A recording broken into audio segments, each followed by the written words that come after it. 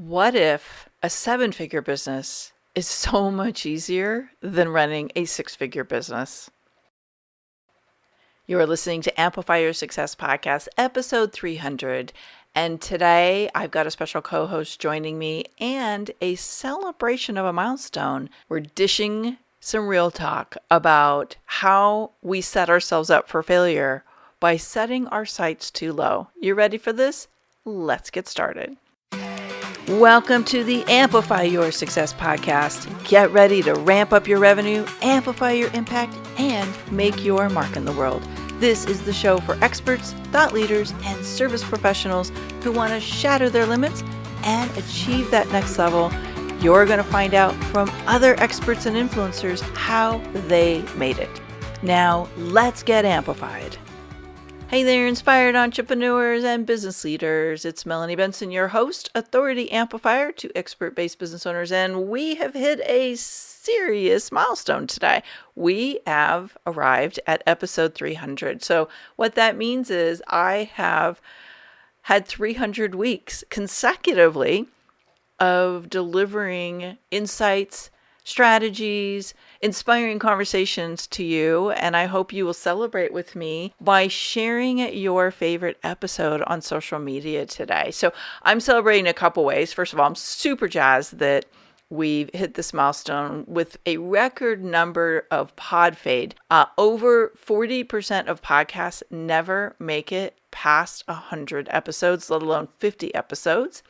There are almost 3 million podcasts out there right now. And my friend Samantha Riley, who is our co-host today, we talked about on Next Level Influence, our other podcast, about the podfade epidemic. And there is literally like 30% of podcasts that stay active past the first 50 episodes. It's crazy. So I'm happy to be celebrating this milestone. And to do that, I am re-airing a very exciting episode of the Next Level Influence show and announcing that this week, because one podcast is never enough if you're a podcaster, my friend Samantha Riley and I are officially airing Next Level Influence as a new podcast. So if you have hit six figures in your business and you're looking to achieve that next level of influence, knowing you want to make a greater impact and bring your work to the world in a greater way, she and I have a very powerful conversation about what goes on behind the scenes, what we need to be doing differently, and the micro shifts we need to make that bring huge, huge success to our businesses. So a little bit different conversation, and happy to share it with you as well. And today I'm re-airing this episode because this generates so much buzz and momentum in our Next Level Influence community that I thought you might like to have it. And it's a great way to celebrate my 300th episode. So again, I hope you will share your favorite episode, even if it's this one today, and help me celebrate by heading over to nextlevelinfluencepodcast.com or search it out on iTunes and subscribe, review, and rate the show to give it a little boost of momentum. Thanks so much, my friend. I hope you will enjoy that and continue to enjoy the Amplify Your Success podcast too. Now let's dip into this conversation with Sam. Did you know that having a seven-figure business can actually be easier than running a six-figure business? If we've piqued your curiosity and you'd love to know how that's possible, then grab a pen and paper as we dig into a mind-shifting episode today. Welcome to the Next Level Influence Show. I'm Melanie Benson. I'm normally the host of Amplify Your Success Podcast. And I'm Samantha Riley, host of the Influence by Design podcast. You're joining us for our weekly show for experts and business leaders who are influencing people's decisions to not only make a greater impact, but shatter their revenue goals in the process. So there's a saying that it's easier to sell a $1,000 deal than a $100 deal. And we believe that the same principle holds true with the revenue level of your biz. And I don't know about you, Melanie, but in my first business, when we were doing like that low six figures, when we kind of started to get success and cracked into that, it did feel really hard because we had to hustle and grind to get to that place. And there was a part of me that was almost afraid of sort of pushing through that and getting to that 7-figure level, because I thought it would be harder. Now, we didn't hold ourselves back, but I see so many entrepreneurs self-sabotage because they hold that same belief. Yeah, and I'm sure you see that too. Mm-hmm. Well, and I'll just say, whatever level you're at now, like getting to that next level always appears harder than it really is. Like, I think that shift from 5 to 6 can be a little daunting at times, but there's something really interesting. The scalability factor from 6 to 7, a lot of things get easier. And I love that practice of like, it's easier to sell $1,000 deal than $100 deal. I think a lot of those same principles run true. I think a lot of it lies, as we were talking about when we were thinking about this episode today, in the bottleneck factor. Absolutely. You're figuring out so many pieces. And by the time you're hitting 7 figures, and we'll get into like the 3 legs of the stool, so to speak, of what goes, what the factors are that contribute to making that 7 figures easier. But I feel like when you master removing yourself as the bottleneck, you're actually tapping into a momentum that is very easy to exponentially grow. Totally. And let's say it is really difficult at low 6 figures to remove yourself from the bottleneck. Like, if that's where you're at right now, don't get down on yourself thinking, why is this happening to me? Because in absolute raw and authentic honesty, it is very, very difficult to be able to push through that. And the reason is you don't have the amount of income that you need to have a full team at that point, which means that you are still the bottleneck because certain pieces of the puzzle you do have to deal with. So it is I actually find it the hardest sort of level to actually move through. It requires some tenacity. Yeah. And it's a willingness, right? And it's almost like if it's easier on the other side, it gives you the that push that you need sometimes to go through the difficult times to get to the easier times. But I was really curious about something you mentioned when we were thinking about this concept. And you talked a lot about how you move beyond the hustle and the role that optimization plays. Yeah. Share a little bit about that, because I love this perspective, and I think it's very freeing to realize this. This is actually the most important piece, because to get to 7 figures, you actually need to focus on optimizing the boring pieces. It's about getting the foundations in place so that they're optimized, so you're getting the best return on investment of your time, of your money, and making sure those foundations are in place. So we're not talking about trying all the new tactics that are coming out, all the bright, shiny things. It's about getting the foundations in place, making sure you've got a calendar full of appointments, making sure that your sales calls are optimized, making sure that you've got a really simple offering that converts well. And it is about repeating the boring things, the foundational pieces, over and over and over again, so that they're optimized and working seamlessly before you start to add in all the other tactics and bright, shiny objects that other people are talking about. Yeah. We're going to have to unpack that a little bit more towards the end when we talk about some traps, because bright, shiny object syndrome is your enemy here for sure. 100%. Yeah. So basically, optimizing is the secret sauce. And if you're not optimizing, chances are you're keeping yourself kind of trapped prematurely. 100%. So we talked about there's 3 kind of legs to this table, if you will, the foundations. And I think, again, this is where a lot of people get a little messed up, is you need to have these 3 things to make that leap from 6 to 7 figures: a scalable offering, which you were just alluding to, a repeatable systems that literally free you up. And if you get overwhelmed by systems, just know this is the key to freedom and not the reverse. It's not meant to trap you. It's meant to free you. Yes. and the right kind of delegation. So let's talk a little bit about the scalable offerings, because you can have systems and delegation, but if you don't have a scalable offering, you're not going to hit the revenue goals. So, well, Melanie, I'd love to know, what does scalable offerings mean to you? Mhm. Yeah, so I look at a scalable offering as something there you can leverage your time and talent. You can sell it over and over and over again without it requiring your time. So you may have time invested in the solution, but you can like scale the revenue without adding more of your time, right? Mm-hmm. And I think that's a key ingredient. And there are lots of scalable offerings. You might also find that it's not as scalable time wise, but maybe it's scalable price wise. Mm-hmm. So your offering is a high ticket offering. And this is about kind of dialing in the like what's aligned for you, your audience, your your business niche, all of that. Would you add anything to that definition? Yeah, what I want to add is what it is not, so that just people can understand.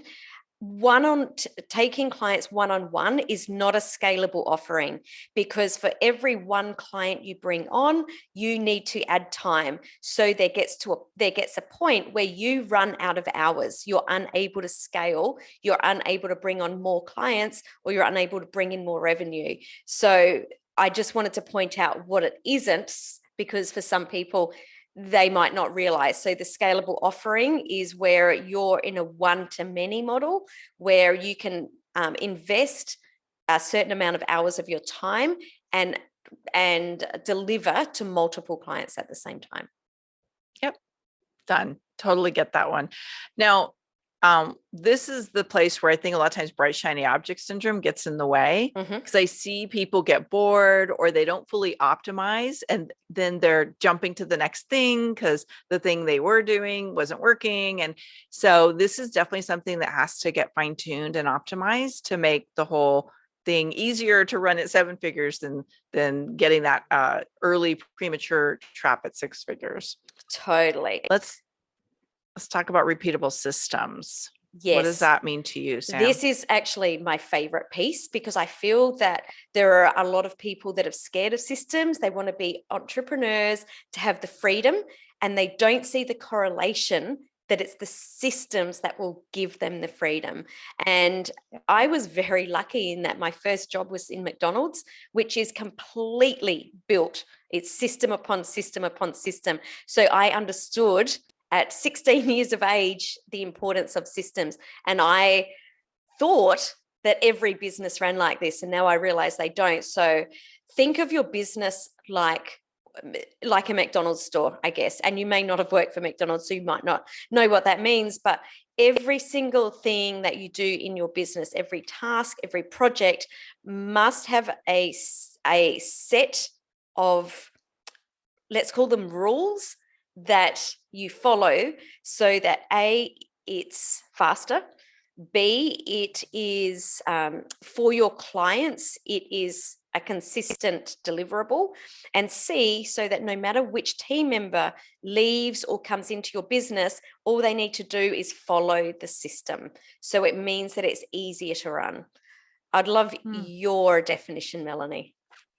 Yeah, well, I have a love-hate relationship with systems. I'll just be completely transparent about that. I understand the value, but I've not always been good at creating them. And that's because I move at the speed of light. And sometimes the system comes after figuring a lot of things out, right?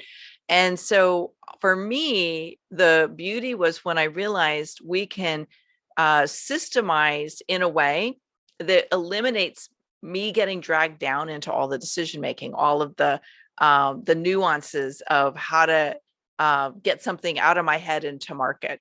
So the idea of repeatable systems is you are not one-offing, like creating in the moment over and over and over again. You're taking systems, leveraging them so you move ideas out into the world faster.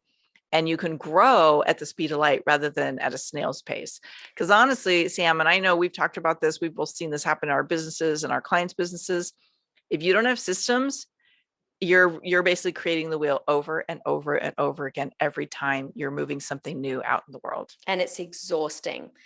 Now, it's exhausting. For people that are watching that are like you, Melanie, and they don't like creating systems, And I will also put up my hand and saying, I absolutely love systems. My team knows that every single time we do something new, I'm like, we need a system for this. Can I explain how we create systems in my business and how I probably more how I first started creating systems. So my very first hire was my personal VA that worked for us, and she was only working for us 20 hours a week. And her task, most of what she did in that 20 hours a week, was record the systems of the tasks that I was handing off. So every time I trained her in a new task, her job was then to create the system. So that's how we started. Now it is very similar. She doesn't create all the systems. She stepped into a project management role. So now she will hand off if there's a new system to whichever member of the team it needs to be. So it's actually our team that creates the systems, and it's not me. Yeah, so that's the ultimate right there, is the team creates the systems, not you. Yeah. Let's talk about delegation, and because I think repeatable systems and delegation go hand in hand. Yeah. But if you have systems without proper delegation and without really understanding how to hire right, again, you're not going to see the exponential growth potential coming to fruition. So how do you see the delegation and systems working together? I think the very first piece is exactly what I mentioned, that getting or delegating the systems at the beginning. I think the other piece that I want to frame this with is that a lot of people don't delegate because they say these words. It's faster to do it myself. And it is the biggest trap of an entrepreneur to say that, because whilst it is the first time, we've got to remember that we want to repeat things. So I see it almost like if you're going to continue to do it yourself because it's faster, you're going to be doing it for yourself forever. So it's like running a never-ending marathon, rather than working really hard and doing this full sprint where it's really, really hard. You're really, really puffed. You've worked really hard, but you've delegated that system. So it's actually taken you a little bit longer. However, at the end of that sprint, you can now rest and hand that off, so you never have to do it again. So it's kind of like you have to invest your time the first time so that you can get your time back after that. Well said. I think there's another piece too, and that is, and we've done a few episodes just on delegation, so you might want to scroll back in the Next Level Influence shows to see some of these episodes. But having people you can trust to let go to is really important part of delegation working. And delegating to people who do what you tell them to do is different than delegating people who are taking the lead and figuring out what needs to get done. Mm-hmm. That is and two I think that's vastly different people. I love that you've mentioned that.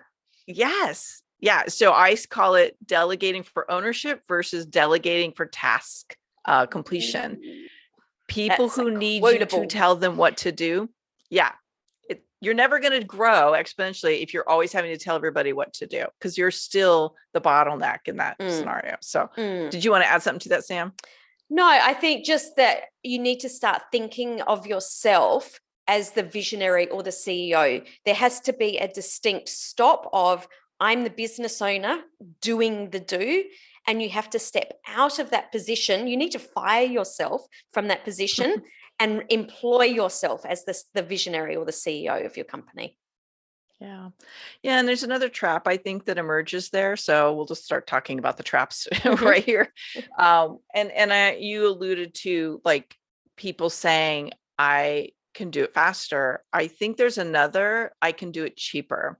Oh, yes. And, I've been guilty. Like, I think we all have, where we get in those moments where it's like, can I afford to hand this off?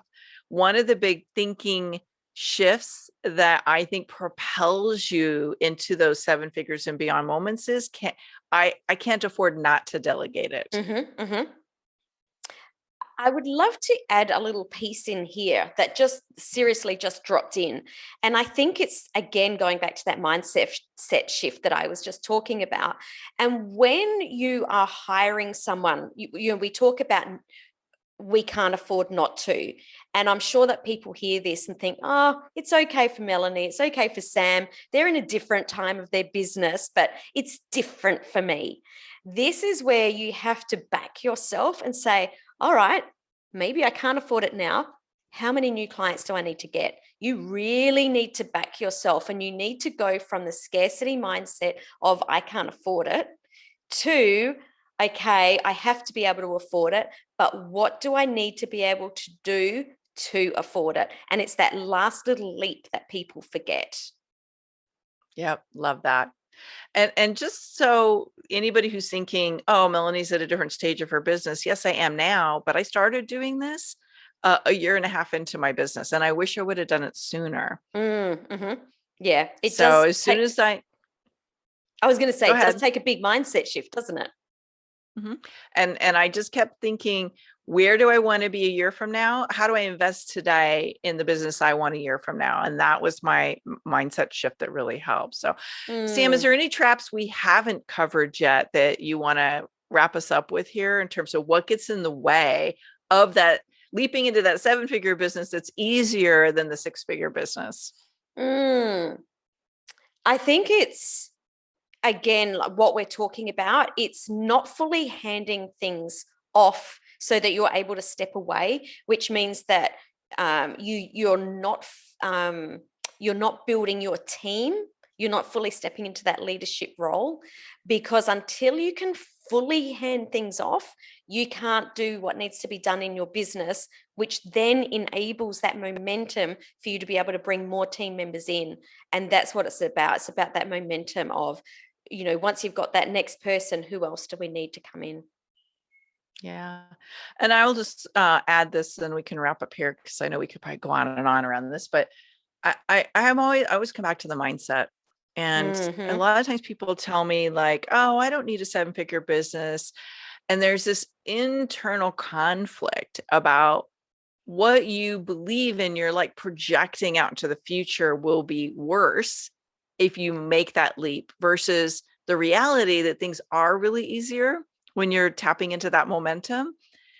So really challenge yourself and say, is that my projection of what I don't want to have happen?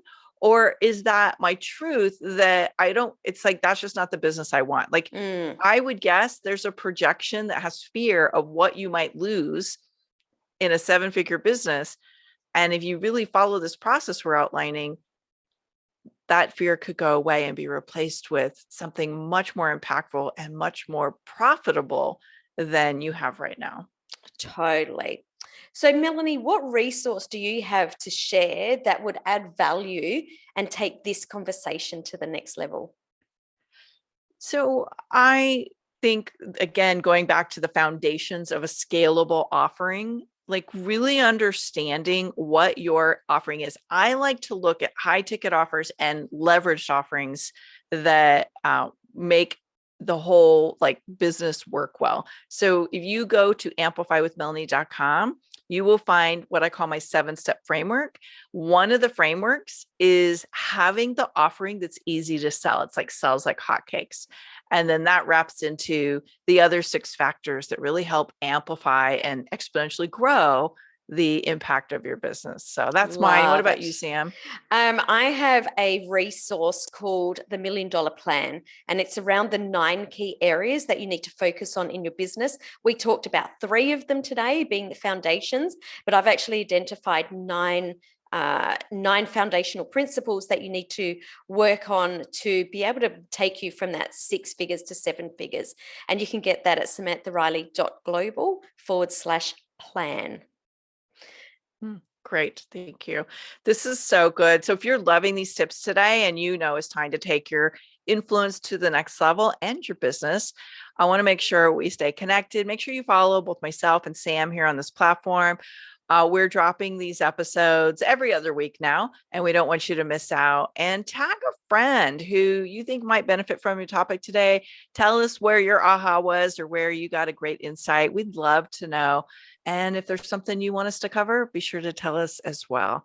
So thanks, Sam. I loved our conversation today. Thanks, Melanie. Always a pleasure. Thanks for tuning in today, Amplifier. Be sure to join us right now in the Amplify Your Authority community at authorityamplifiers.com, and I'll share my 7 proven tips to be a highly paid expert that stands out in a crowded market. Plus, we're going to keep this conversation going, and I want to hear from you how you're going to amplify your authority and make a greater impact. Before you go, please take a minute to give our show and our guests some love over on your favorite podcasting platform. Subscribe, rate, and review. Leave your full name, and I'll spotlight you and your authority on social media.